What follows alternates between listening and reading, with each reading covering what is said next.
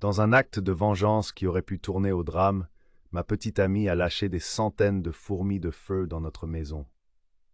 Ce n'est pas juste une querelle amoureuse qui a mal tourné, c'est une catastrophe écologique en attente. Je suis un homme de 25 ans avec un passe-temps inhabituel, l'élevage de fourmis. Et ce ne sont pas n'importe quelles fourmis, mais des fourmis de feu rouge, une espèce connue pour son comportement agressif et sa piqûre. Depuis 2 ans, j'ai cultivé cette colonie avec passion, les faisant passer d'une poignée à des centaines. J'ai consacré d'innombrables heures à leurs soins, créant un habitat complexe qui reproduit leur environnement naturel, des tunnels et des chambres pour la reine, et un monde en surface pour les ouvrières. Ce n'était pas juste un passe-temps, c'était mon projet passion.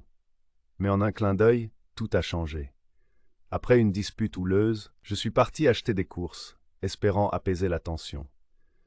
À mon retour, j'ai été accueilli par une scène horrifique.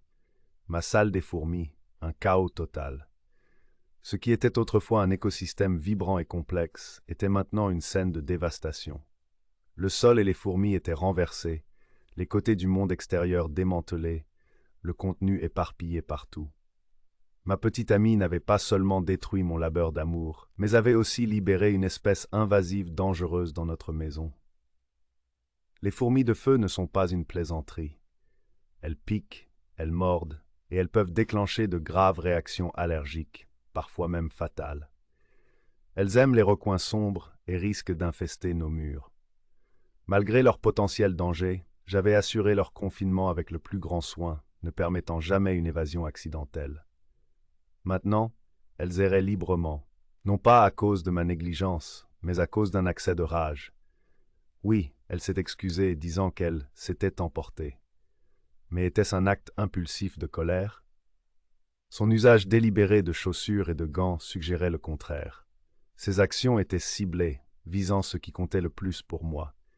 C'était plus qu'un simple acte de vengeance mesquine, c'était un mépris imprudent pour la sécurité.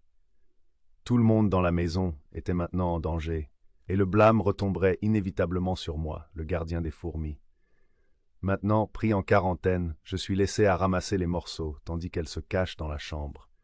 Je ne suis pas juste en colère, je suis perplexe, trahi et en état de choc complet. Ma confiance est brisée, l'avenir incertain. La voie à suivre, fumigation, contrôle des dommages et un examen approfondi de notre relation. Dans un tournant tordu des événements, une dispute a conduit à une catastrophe écologique. Maintenant, alors que je fais face aux conséquences, je ne peux m'empêcher de me demander, puis-je jamais lui faire confiance à nouveau?